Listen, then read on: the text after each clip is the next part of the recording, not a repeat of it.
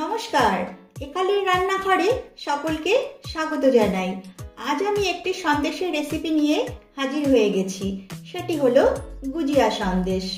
এই সন্দেশ বানানো এতটাই সহজ যে না দেখলে বুঝতেই পারবেন না। এই সন্দেশের জন্য আর মিষ্টির দোকানে যাবার প্রয়োজন নেই, ঘরেই কম খরচে তৈরি করে নিতে পারবেন। আবার ঠাকুরকে ভোগ হিসেবেও নিবেদন করতে পারবেন। তাহলে রেসিপিটি দেখতে থাকুন। ভালো লাগলে একটা লাইক করবেন আর আমার চ্যানেলটিকে সাবস্ক্রাইব করবেন। গুজিয়া সন্দেশ করবার জন্য প্রথমে গ্যাসে একটা প্যান বসিয়ে তাতে দিয়ে দিচ্ছি 2 চামচ ঘি।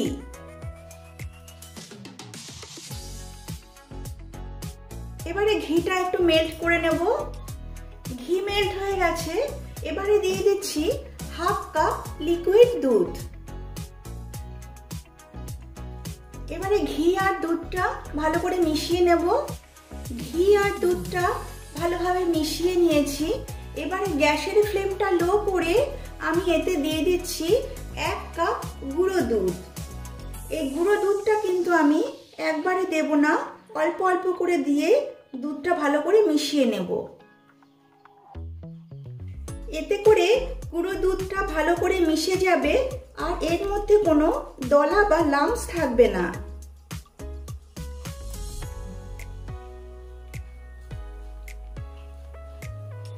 এই সময় কিন্তু গ্যাসের ফ্লেমটা অবশ্যই লো করে রাখতে হবে। এইভাবে মিশ্রণটা কিন্তু অনবরত নেড়ে যেতে হবে, তলায় যাতে কোনোভাবে ধরে বা লেগে না যায়, তাহলে সন্দেশগুলো খেতে ভালো লাগবে না। দেখুন, গ্যাসের ফ্লেম লো করে এই মিশ্রণটাকে আমি বেশ কিছুক্ষণ ধরে নেড়ে চেড়ে নিয়েছি। এবারে আমি এতে অ্যাড করছি গুঁড়ো চিনি। এই চিনিটাকে আমি মিক্সিতে ডাস্ট করে নিয়েছি আর এই গুঁড়ো চিনি আমি দিচ্ছি 4 চামচ। গুঁড়ো দুধ তো এমনিতেই মিষ্টি হয়, তাই আমি চিনির পরিমাণটা কম দিয়েছি। তবে আপনারা যদি এর থেকে বেশি মিষ্টি পছন্দ করেন তাহলে আরো একটু চিনি অ্যাড করে নেবেন। চিনি দেওয়ার পর এইরকম নাড়তে নাড়তে দেখবেন চিনিটা গলে মিশ্রণটা পাতলা হয়ে গেছে। এবারে এই মিশ্রণটাকে জাল দিয়ে ঘন করে নিতে হবে। এবারে দিয়ে দিচ্ছি ফ্লেভারের জন্য সামান্য এলাচ গুঁড়ো। তারপর ভালোভাবে মিশিয়ে নিতে হবে।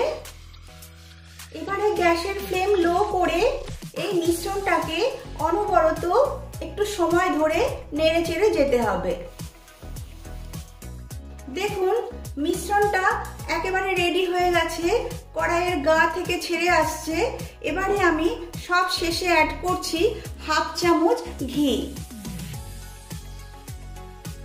এবারে এই ঘিয়ের সঙ্গে এই মিশ্রণটা আবারও ভালোভাবে মিশিয়ে নিচ্ছি। দেখুন, মিশ্রণটা সন্দেশ তৈরি করার জন্য একেবারে রেডি হয়ে গেছে। এবারে আমি গ্যাসের ফ্লেমটা অফ করে দিচ্ছি। এবারে এই মিশ্রণটা একটা পাত্রে নামিয়ে নিচ্ছি। এবারে যে পাত্রে আমি মিশ্রণটাকে ঢেলে নেব সেই পাত্রে সামান্য ঘি ব্রাশ করে দিচ্ছি। এতে করে মিশ্রণটা এই পাত্রের সঙ্গে স্টিক করে যাবে না। এবারে মিশ্রণটাকে ঢেলে নিচ্ছি।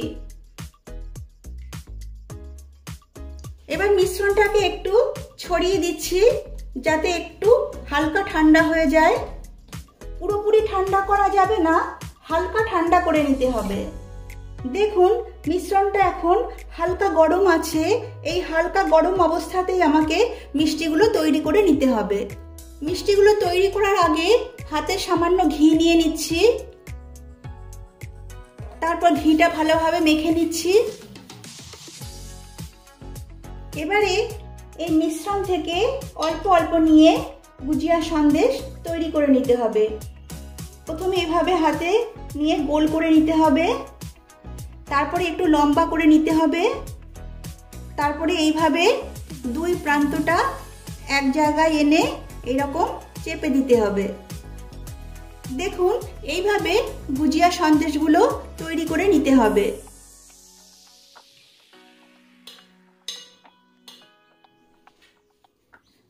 আবারও আমি করে দেখিয়ে দিচ্ছি। প্রথমে গোল করে নিতে হবে, তারপরে এইভাবে লম্বা করে নিতে হবে। নিয়ে তারপরে এরকম দুই প্রান্ত এক জায়গায় এনে এরকম চেপে দিতে হবে।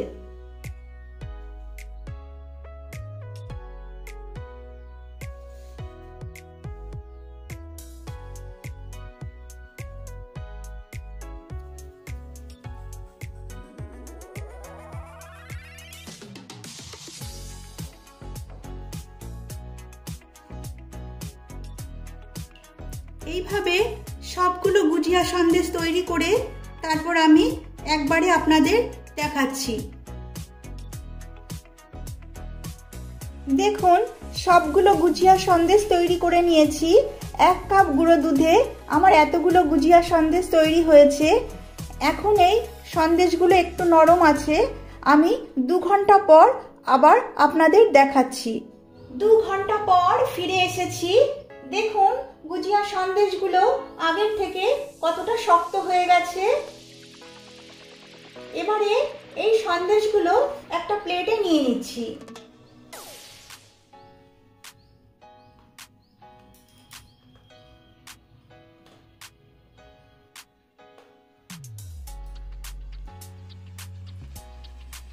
সবগুলো মিষ্টি প্লেটে নিয়ে নিলাম। আপনারা এই রেসিপিটি অবশ্যই ঘরে একবার ট্রাই করুন। এই রেসিপিটা যদি আপনাদের ভালো লাগে তাহলে একটা লাইক করবেন, আর বন্ধু বান্ধব এবং প্রিয়জনদের সঙ্গে রেসিপিটা শেয়ার করবেন, আর আমার চ্যানেলটিকে সাবস্ক্রাইব করবেন। নমস্কার।